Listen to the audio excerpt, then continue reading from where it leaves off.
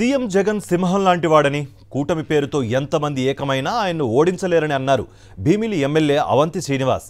ప్రతిపక్షాలన్నీ బలహీనంగా ఉన్నాయని అందుకే గుంపుగా వస్తున్నాయని అవంతి అన్నారు. భీమిలి నియోజకవర్గంలో జోరుగా ప్రచారం చేస్తున్న మాజీ మంత్రి అవంతి శ్రీనివాస్తో మా correspondent Naidu face to face.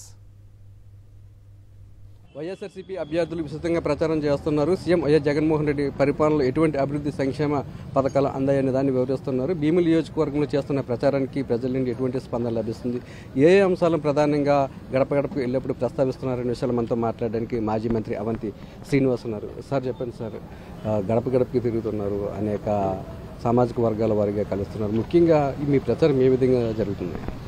అందరికీ నమస్కారం అండి. ముఖ్యంగా గౌరవ ముఖ్యమంత్రి గారు శ్రీ వైఎస్ జగన్మోహన్ రెడ్డి గారు ఆయన ఈ 5 సంవత్సరాల కాలంలో వాళ్ళ కులం ఏంటి, మతం ఏంటి, ప్రాంతం, పార్టీ చూడకుండా అర్హత ఉన్న ప్రతి పేదవాడికి కూడా మరి 3,70,000 కోట్ల సంక్షేమ కార్యక్రమాలు ఇచ్చారు.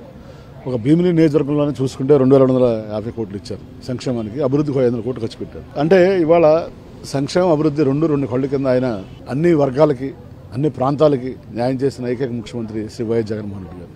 మరి జగన్మోహన్ రెడ్డి గారు రుణం తీసుకునే విధంగా ఎప్పుడు అవకాశం వస్తుందా, మరి ఆయన ఎంతో మేలు చేశాడు ఈ 5 సంవత్సరాల కాలంలో. ఆయన ఓటేసి రుణం తీర్చుకోవాలని ప్రజలు ఆతృతగా ఉన్నారు.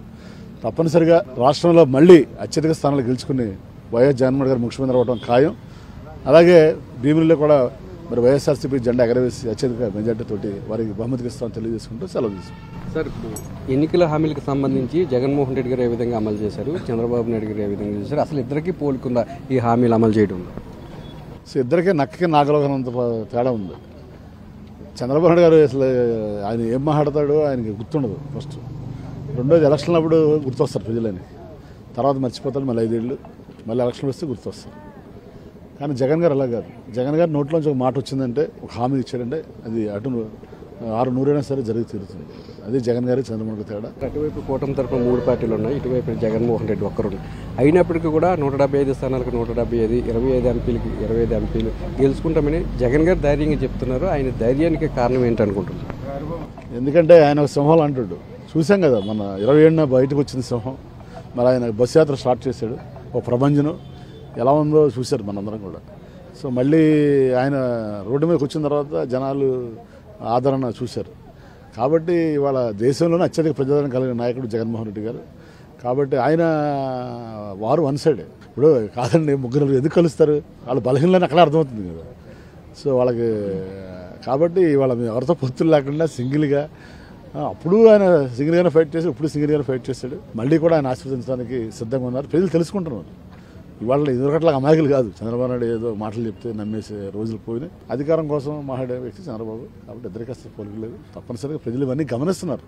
ప్రజలు చాలా తెలివిగల వాళ్ళు. రేపు ఓటర్ తన తీర్పును వెల్లడిస్తారు.